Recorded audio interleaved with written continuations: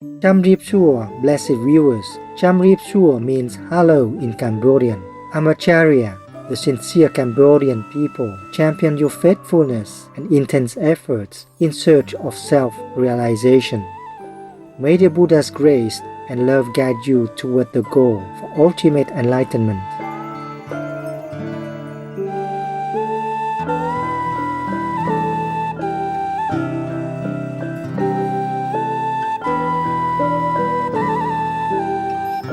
Buddha, or Gautama Buddha, also known as Shakyamuni Buddha, was a great extraordinary spiritual master from ancient India.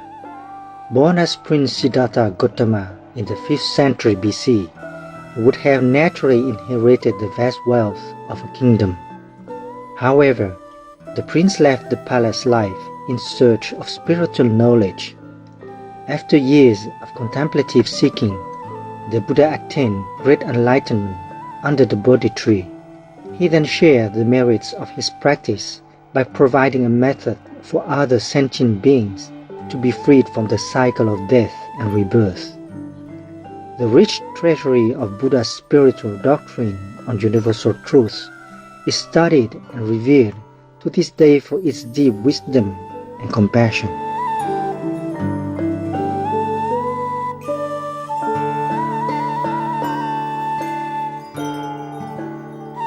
The Sutra of Complete Enlightenment, Yuan Jue Jing, is a Buddhist scripture most likely composed in China during the start of the 8th century, with its origin deemed to be from the Chan and Huayan field of study and practice. It is a very popular and influential sutra within the meditation-oriented Buddhist schools of East Asia like Chinese Chan, Korean Seon, and Japanese Zen.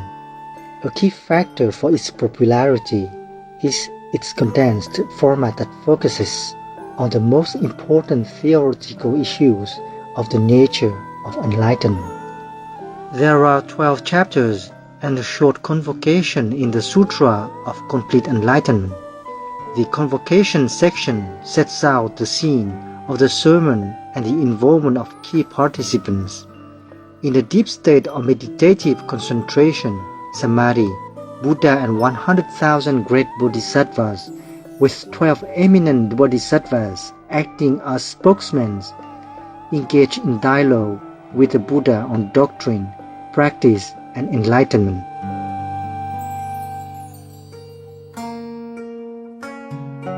Chapter 2, Samantabhadra Bodhisattva.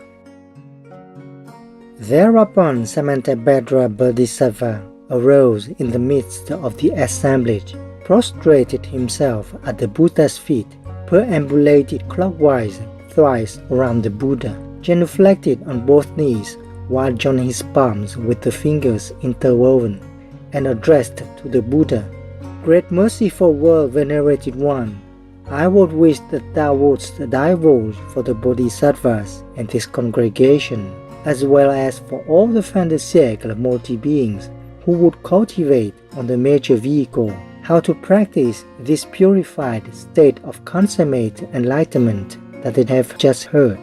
Thy world-venerated ship, if the multi-beings have comprehended the phantasmality of dharmas and also have comprehended that the body and mind are equally phantasmal, why would they still need to cultivate phantasms with phantasmic dharmas?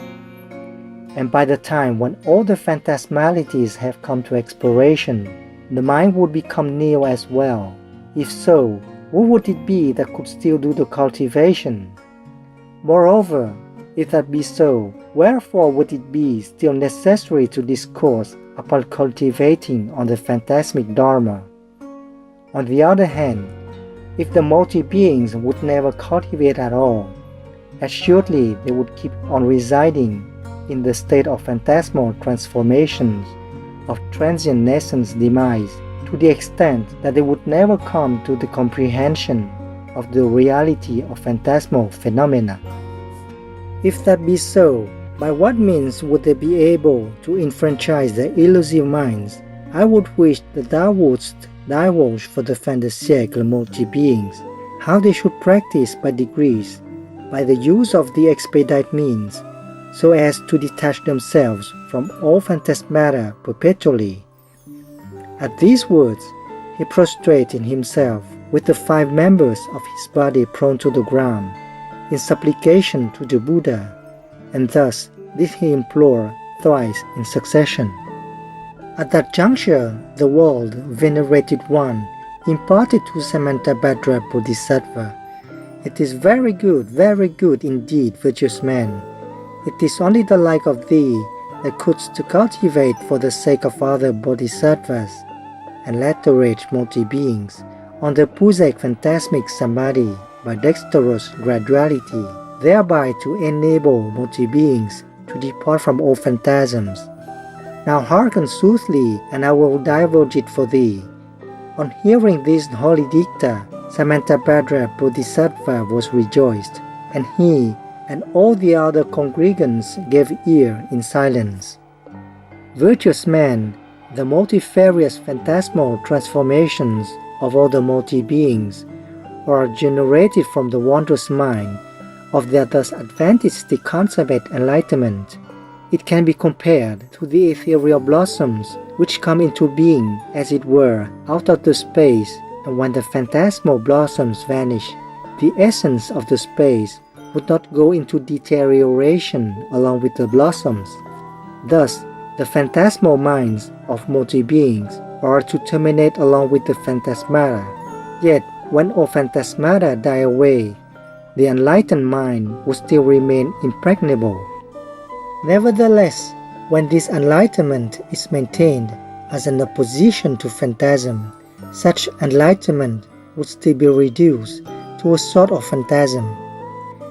If one professes that there is enlightenment, it would only evince that one has not yet been entirely detached from phantasm. On the other hand, if someone pronounces that there is no enlightenment, he would be entangled in the same phantasmal state as the former person. Consequently, only when all phantasmata have come to expiration could it be deemed as the state of impregnability. Virtuous man, all bodhisattvas and latter-age multi-beings must perforce depart from the phantasmal transformations and all spurious delusive phenomena. If one is able to persist steadfastly in one's intent for renunciation, in the meantime it behooves one to be aware that such an intent is also phantasmal, hence it should also be renounced. Furthermore, the said renunciation per se, in its turn, should be comprehended as a phantasm as well, hence it is also to be renounced. Therewithal, to renounce a renunciation would still be a phantasm, hence it is yet to be renounced as well. When it is done to the extent that there is nothing left to be renounced, at this juncture all the phantasmata will have been completely abolished at length, and this could be compared to drilling wood for fire. By the use of 2 pieces of wood, each as the reciprocal cause for the other, the fire could then be produced, wherein the wood is to be incinerated. Finally, on the extinguished embers being blown away, the smoke would vanish into the thin air. It would be exactly the same with the cultivation on phantasms by means of phantasmic dharmas. Albeit all phantasmata are eliminated, one would not be subjected to nihilistic extinction. Virtuous man, true awareness of the phantasmata shall enable one to depart from them forthwith. Hence, no other dexterous means need to be implemented for it. And on one's departure from phantasmata, straightway would one become enlightened. Hence, no gradual approaches would ever be in need either. If only all bodhisattvas and latter-age multi-beings could cultivate in compliance with this means, they would be able to detach themselves from all phantasmata perpetually. At that juncture, the world-venerated one, wishing to reiterate this import, divulged this gatha. Samantabhadra, it behooves thee to comprehend that ever since time immemorial, the phantasmal inanity of all the multi-beings has been constituted out of their consummate enlightenment, which is akin to that of all the thus Adventists. This could be likened to the ethereal blossoms, which rely on the space for manifesting their appearances. However, when the ethereal blossoms vanish, the ethereal space still remains unmoved as ever. All phantasmata arise from perceptions, and when these phantasmata expire, the perceptivity is to stay as consummate as ever, for the perceptive mind is perpetually unchangeable. If only all the bodhisattvas and latter-age multi-beings could constantly be detached from all phantasmata, and when all phantasms are renounced, it would be like igniting fire in a block of wood.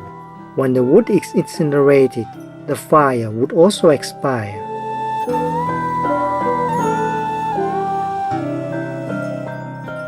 As enlightenment per se is beyond graduality, so would it be the same with dexterous means.